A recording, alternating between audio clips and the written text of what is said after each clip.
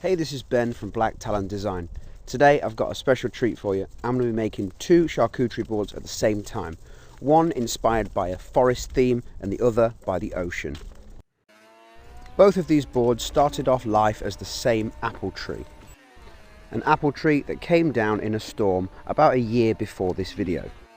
So I'd cut the tree into slabs, let it dry for 9 months to a year, and now I'm running it through the planer thicknesser to get it nice and flat. As I mentioned, I'm making these boards simultaneously. So the ocean inspired board is going to be on the left of your screen and the forest board on the right. When I made these boards in real time, I kept changing my mind over which one I like best. So I want you guys to do the same. When you think you're starting to have a preference, drop a comment in with a timestamp and let me know which one you prefer. If you change your mind over the course of the video, comment again, let me know if you change your mind or you kept the same favourite.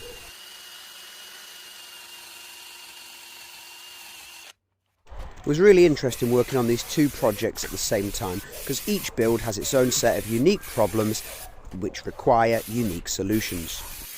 As you can see, I'm using the same melamine covered board and the same silicone release spray. However, one of these boards came away really easily and the other one got completely stuck.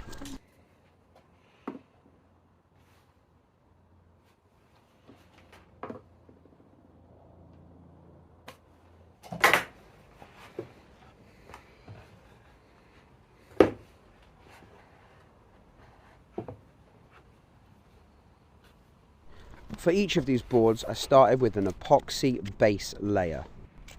For the ocean board, I went with a two-tone blue, and for the forest board, I went with this mid-green and this reddish brown to simulate the soil and the foliage of the forest floor.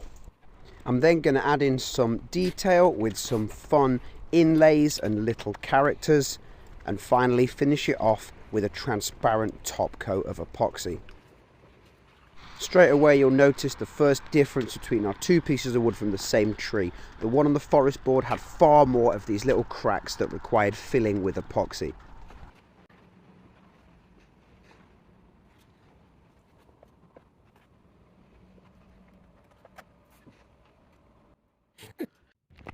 For the ocean board, here I am finding some shells on the sunny English coast.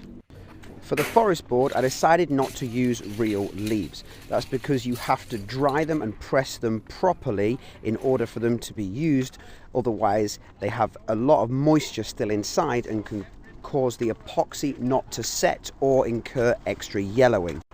So my workaround was these silicone leaf molds from Temu and pour my own epoxy leaves in different shades of green.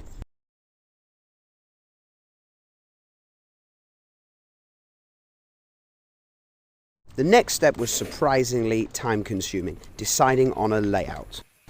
And that's because I would pick a layout, decide I didn't like it, change my mind and start again. And in the end, of course, I went back to one of the very first layouts I made. To make this board extra special, I picked up these little brass figurines.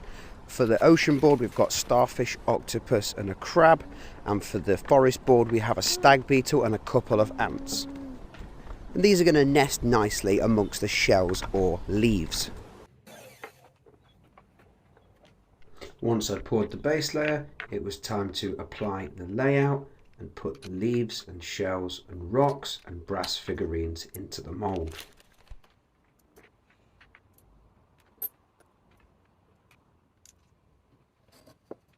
There, what I'm doing is just running a flat edge over to make sure none of the inlaid objects protrude above the surface line, so when I pour the top layer it will all be completely flat once the crystal clear epoxy self levels.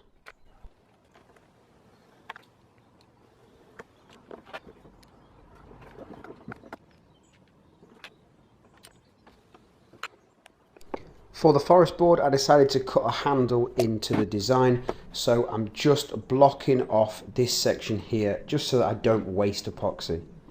And here we go on to pouring the top layer. It's crystal clear epoxy with just a drop of purple dye to counteract the yellowing effect that almost all epoxy has over time. The ocean board was quite a challenge, as you can see here, because there was a lot of bubbles that trapped themselves under the shells. So I had to go into each shell individually, flip it up to release the air bubbles. The rest of the air bubbles I then went on to release with the blowtorch.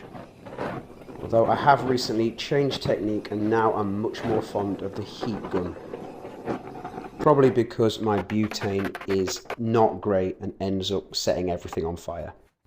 Okay, time to release them from the molds. Here we go first with the ocean board.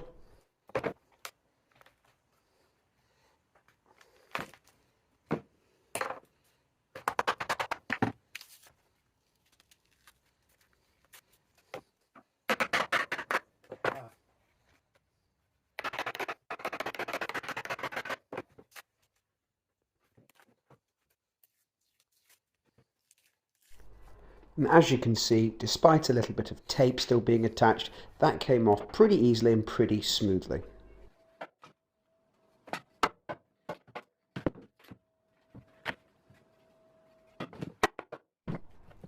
And that means if you were paying attention earlier, that you'll realise this one is not going to come away so easily. I used the same melamine, I used the same silicone mould release spray, but for some reason, this one was not budging. Now the base actually does come away quite nicely. It's the sides and edges that really don't. And what I realised is there is a difference in the melamine boards. There is melamine covered chipboard and melamine covered MDF. As you can see here, this is the MDF and this comes away quite nicely. On the side we have the chipboard, and that's the one that really the epoxy soaks in and does not want to budge. Here I'm just trimming off by the border, and then this board is ready to start shaping. But first, a spot of karate. As I mentioned earlier, I kept changing between favourites of which board I liked the best. It started off as the forest board, but then once that got stuck in the melamine and I saw how easily the ocean board released, I'd changed my mind again and the ocean board was my favourite.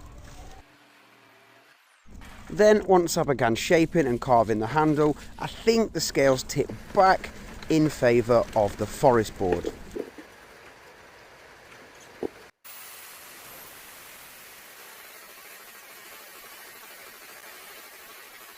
At this point I'm almost hitting triple figures the amount of charcuterie boards that I've made.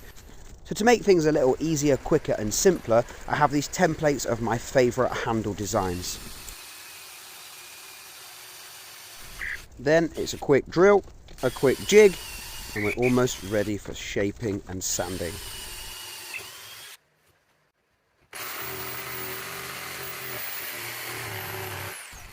Love this little tool. It has made my life a lot easier because before I had it, I had to get in there by hand and do all of it manually.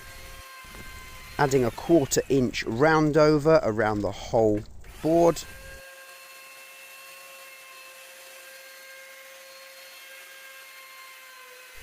I love doing these boards with the inlays and the transparent epoxy, but my goodness is it extra work. On a normal charcuterie board with just wood or coloured epoxy, I'd sand up to about 240, even 320 grit.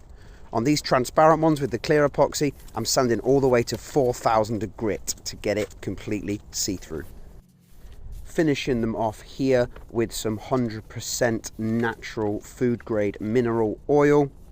Then it's time for the big reveal and for you to decide which one's your favourite.